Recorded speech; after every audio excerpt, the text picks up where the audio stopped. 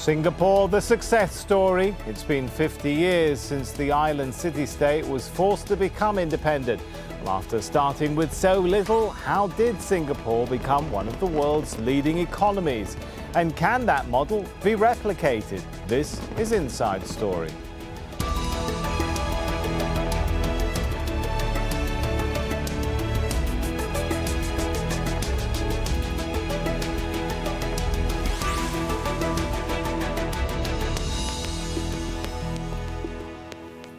Hello and welcome to the show. I'm Sami Zaidan. Well, Singapore was once a tiny, impoverished nation without resources. Today, it's a high-tech powerhouse and the envy of its neighbours.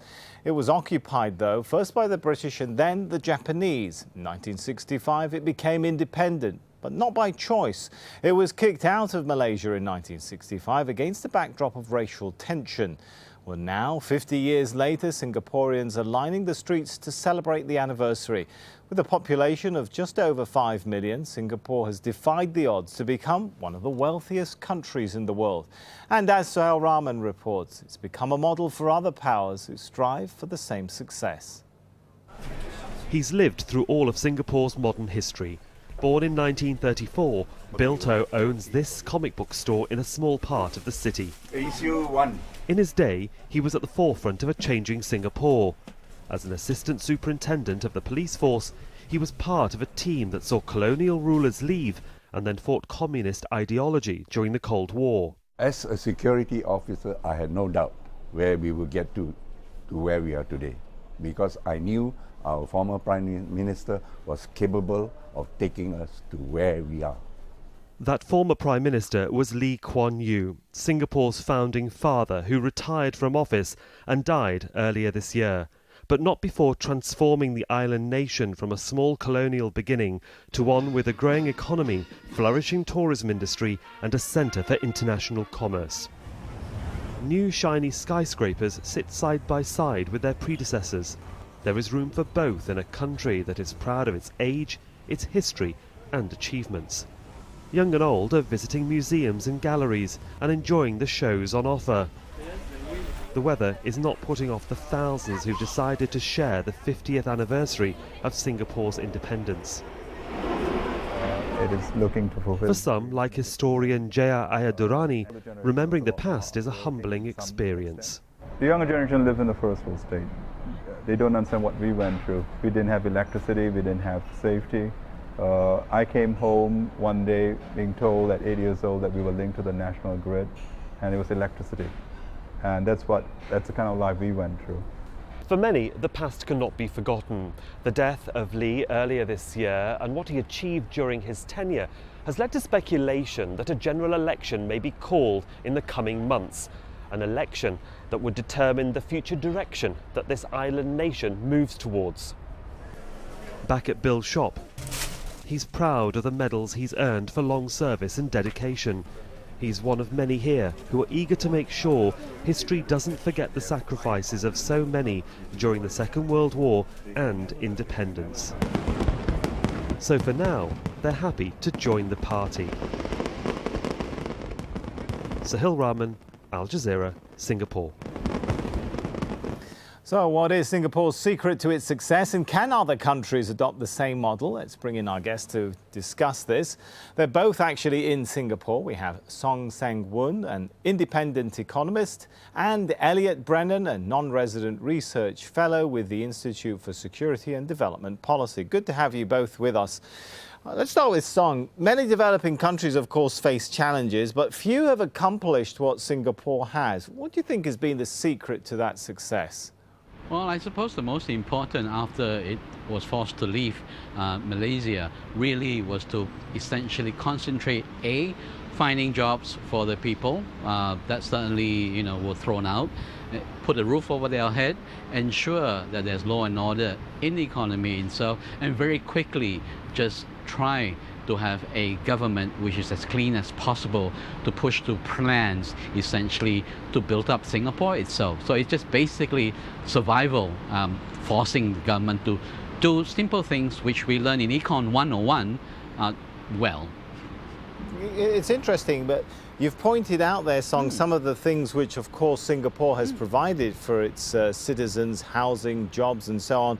But Elliot, we've seen other developing countries face those kinds of challenges, try and work on providing those kinds of services for its citizens, but not reaching the level Singapore has. Some point to, the different secret ingredient being the vision of one man, Lee Kuan Yew, the pragmatism before ideology, or the hard-working culture. Is it all of that or any of that, Elliot? Certainly, Lee Kuan Yew played a huge part in the development of Singapore. Singapore grew from a place of great insecurity around the region, with communist insurgents across the region trying to overthrow governments. Lee Kuan Yew managed to stabilise the small, or the impossible nation, shall we say, that was the small island state, and push it into the future with big ideas, brave and bold ideas that we didn't see anywhere else at that point, really. Song, is it sometimes overstated? There's no doubt, Lee Kuan Yew's legacy is not doubted by many, and his contribution to where Singapore stands today.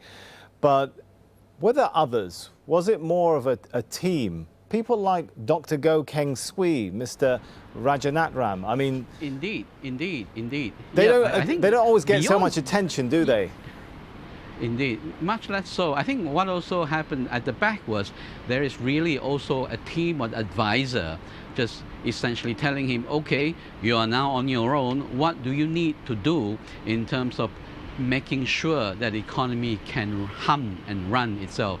So it's really those advisors behind them that put forward the plan that Lee Kuan Yew and I suppose his team listen to and execute. I think this is a huge difference that perhaps makes the difference here. Indeed, we know what needs to be done. It has to be executed and then basically carry through.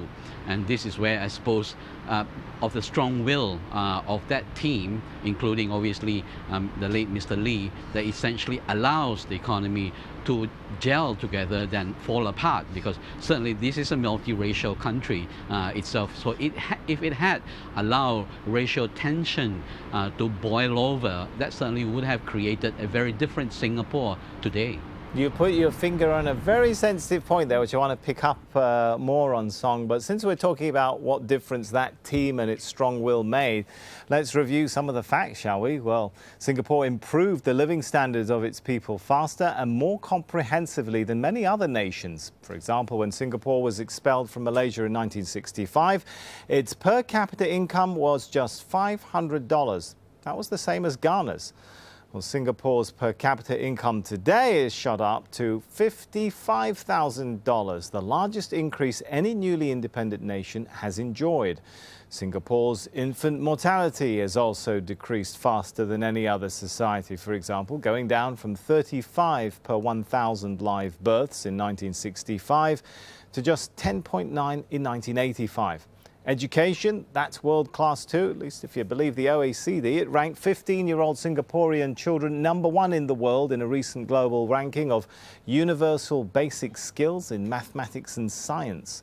And in contrast to the slums Singaporeans may remember, today Singapore has the highest home ownership of any country in the world at 90%. Elliot, those are some impressive numbers, aren't they, Elliot? But could that sort of progress have been made without a degree of authoritarianism? Well, they are impressive figures indeed. And I think that Lee Kuan Yew's method of pushing for a meritocracy, empirically derived policy is very important towards getting to those figures of the dramatic increase we saw in wealth in across all the human development indexes. I think they have been driven by firm and well thought out policies. As Lee Kuan Yew would say, though, there are certain measures that need to be taken to reach those developments. And there are sacrifices that have to be made to push through such rapid development. Of course, goes to the heart of the question of Singapore and the state of Singapore today. Did they sacrifice too much along the way? Do they need to change? Do they need to be moved from a liberal democracy to a liberal democracy? And those are the questions that I think Singapore is searching for today and searching for the answers today. From an economic perspective, Song, I mean, that system, that, shall we call it, strictness, leaving not too much room for dissent, it was vital, was it not, in building the economy? Things like Indeed. forced savings helped actually channel money back into investment in the country, and right? Yeah, indeed. I think that was 50 years ago when all those tough decisions has to be made with a very firm hand, essentially to make sure that the ship, points in the direction and everybody's rowing at the same pace, etc. as well. Now we've got to a stage where the infrastructure is there, is essentially maintaining it. Housing, as you pointed out, isn't an issue here. I think for Singaporean itself, it's not really about food on the table or a job. It's probably the more expensive cars that they're wondering if they can afford to or not. So that's basically what perhaps the future Singaporean would be looking at. They have achieved so much over the last 50 years very quickly itself. Now, can that kind of fairly firm hand that has guided Singapore to where it is today, can it be relaxed? How much can it be relaxed? I think Elliot, pointed out this before itself. But I'm this keen, is where Song, how forgive me much for interrupting. This is what precisely No I'm problem. keen to know, your perspective, especially as an economist as well. How do you see the future model? Can what has worked in the past work in the future? No, not with a kind of firm hand. I think this is where, again, the current generation of leaders, politicians themselves, is also a lot more pragmatic now. They've done all the hard work. Infrastructure is in place. Hard work in terms of I suppose, the economy having reached here. Now it's the software, it's the people now. Can Singapore grow its population as fast as it did over, say, the last 3 decades, where it was 1 million every decade or so? I think that is coming back where Singaporeans said, look, it's grown too fast, too quickly, we wanted to slow down, but obviously slow population growth has implications for the economy and economic growth as well. So this is the balance where they would have to listen to what Singaporeans now aspire to. Does it want to continue to push for 4-5% growth, or are they comfortable now with a slower pace of growth? So I think this is where we are seeing the reality sinking in, where the political and politicians themselves are saying, okay, we hear you, we may have to sort of tweak things along the way a little bit, because we have reached so much, we have got so much in so short a period of time, that we are now going to fine-tune the software side, because the hardware is already in place. Very interesting, because Elliot, it sounds to me like what we're talking about now is really a change in the model of governance. Before it was top-down, now we're talking about something different. The government has to listen to people. What does the middle class want today then? Well, these are trends that we're seeing the world over. As with the rise of social media, we're seeing a diffusion of power away from government into the hands of the many. And we've seen that the world over, the Arab Spring or some of the movements in the US, for example. And that Singapore is part of this global movement. And there's big pressures being put on the government. Well, hang on, is that a good thing or a bad thing from a security perspective? I mean, I'm glad you referenced the Arab Spring there. In some countries that seems to be kind of ticking along like Tunisia. In other countries, the sort of bottom-up approach doesn't seem to have really worked out yet. What is your security take for how it might play out in Singapore? Well, instability is never desirable for governments, for the economy, for the wider political landscape.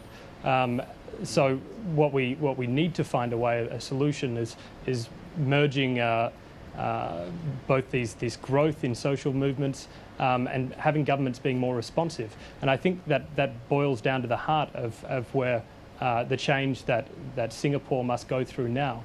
And that's really the soul searching that I think is going on at the moment, ushering in a new crop of a new generation of leadership through. Sorry, go ahead. Finish the thought then.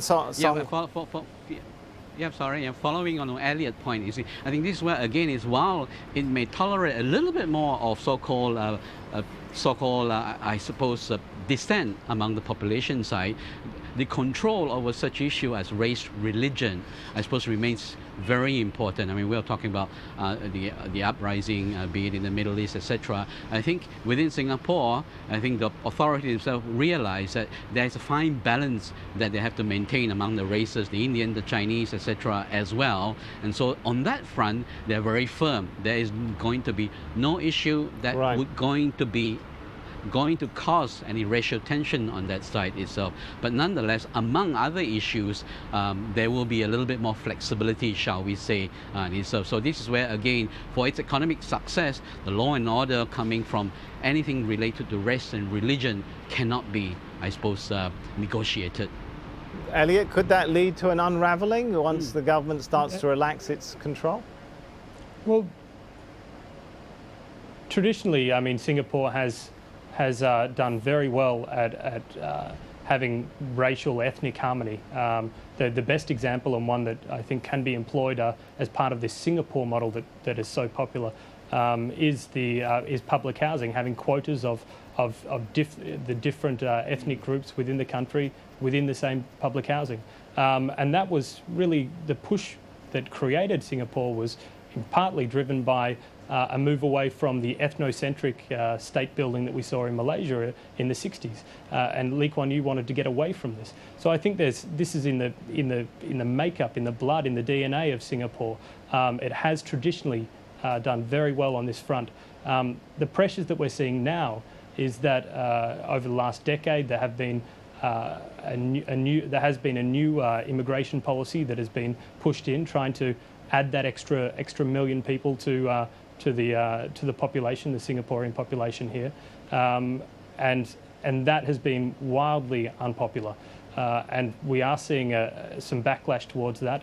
In 2013, there were small protests over the introduction of that over the immigration policy, over a white paper that was drawn up, and this is something which, in the lead up to possible elections, and I would expect they ride on the SG50 celebrations that we're seeing here this weekend, which are dragging up a lot of patriotism, a lot of nostalgia for the past and the former PAP. I think that will be something that we're seeing. The immigration policy will be an important one for the coming elections, and ultimately that's why we're seeing it being scaled back in recent months of late, Indeed. in preparations for elections. Song, Elliot's mentioned here immigration and population change, and is that perhaps the key thing that is changing, not just because of immigration, but the people have changed? This generation of Singaporeans are not worried about the fragility of the country, the vulnerability of the state. They take for granted that they have a strong and economically successful state. They're more worried about maybe freedom of the press, the space for the opposition, income inequality. Priorities are changing. Other issues, because they don't have to worry. Yeah, exactly. They don't have to worry about jobs because it's relatively easy for them to find work here. Again, housing isn't a big problem. It was up to some point, but it's never really enough of a problem that will cause them to rise. So in that sense, so it's really simple issues to the rest of the world, really, how crowded the bus is, the train is, how jammed the traffic on the road is, which is why, for the government, rather than, allowing 1 million people every 10 years, which had been great from a standpoint of economic growth, they really are scaling them back.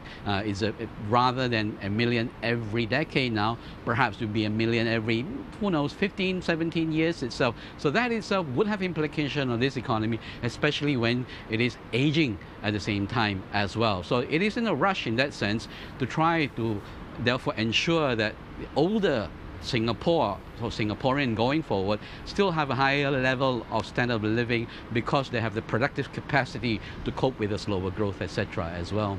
Interesting, Song. So Elliot, the couple of points which I'm drawing from this discussion, we said earlier the model is kind of changing from the very strict sort of top down. The population is changing too. Is there then still a Singapore model that's relevant for other countries today then? Well, a model should always be picked over. There's certain aspects of Singapore's development which have been exceptional and should be looked to, as the public housing that I mentioned earlier. There are elements of that which have greatly improved the stability of and the development, economic development of Singapore as a whole over the last 5 decades. And that's something that other countries can still learn from today? Certainly. More and more, I think we need to find mechanisms of interfaith dialogue, of religious harmony, of ethnic harmony across Southeast Asia and across the wider world. And Singapore has had some success in building that model. How it faces the challenge of greater immigration to Singapore will be really test its legacy on that one. Song, I could see you wanted to get in there, so... Yeah. If I can add on to that, I think what's also unique in Singapore is because of the longevity of this government itself, it has been able to plan very, very far ahead. Not many government has that luxury or in that position itself, and as a result of which it can execute, fine-tune any such policies as they so wish at any point in time as well. Now, going forward, is that going still to be the assumption one can make about Singapore, that it can plan 10-year, 20-year, 30-year, and along the way execute itself? That's something I'm not quite sure of, but I think even now the government and politicians are also getting ready for the day that perhaps you may get opposition coming in who may have other idea of how to run a government, etc. as well. So for Singapore, I think what's also unique, apart from just executing and going through with policies which are essentially just Econ 101 policy, but the capacity to carry them through because it lived long enough to be able to see them through. That's an interesting point. There have been other countries, though, Song, that shall we say, have leaned towards authoritarian rule, even dictatorship, but haven't achieved the sort of results which have been achieved in Singapore. Well, I suppose the difference really is clean government at the end of the day. You're talking about government which is very transparent. What it collects, it's spent. What it doesn't spend, it invests in, and it shows the account to everybody itself. So that transparent, clean government, which is very effective in therefore implementing policy, is also, I suppose, the cornerstone of the policy here. Interesting. Elliot, I mentioned some figures at the beginning. You know, Ghana had the same sort of level of per capita income as Singapore back in 1965. They were both at $500. Well, today, Ghana is aiming for $4,800. That's a big difference from where Singapore is at $50,000 or $55,000. I mean, looking forward, if the middle class is pushing for more democracy, if that means less, shall we say, stability or ability to long-term plan, is that going to jeopardize Singapore's economic future? Well, I think there's a lot of factors that play into this. The future of Singapore is ultimately we're going forward without the trusted leadership of Lee Kuan Yew. He managed to have that iron fist and pull some of pull off some of the more difficult policies in Singapore because he was trusted. Because he had the faith, the goodwill of the people, and people believed in him, his ability to pull them through. I think going forward with a new leadership, there will be more challenges for Singapore. We have a whole bunch of different problems that have to be tackled. Declining fertility rates. Singapore's place as a developed country within a developing region. We'll see many issues and many problems arise in Singapore. Migration issues that we've seen the world to be over. Sorted out on the They could be agenda. waiting round the corner for Singapore. All right, we're going to have to thank our guests and leave it there for now. Thanks so much, Song there and Elliot, both in Singapore. And thank you for watching. As always, we're keen to hear your thoughts. Just get in touch via our program page on aljazeera.com, or you can post your comments on facebook.com/AJ Inside Story, or you can tweet us using @AJ Inside Story. From me, Sami Zaidan, and the whole team, it's goodbye for now.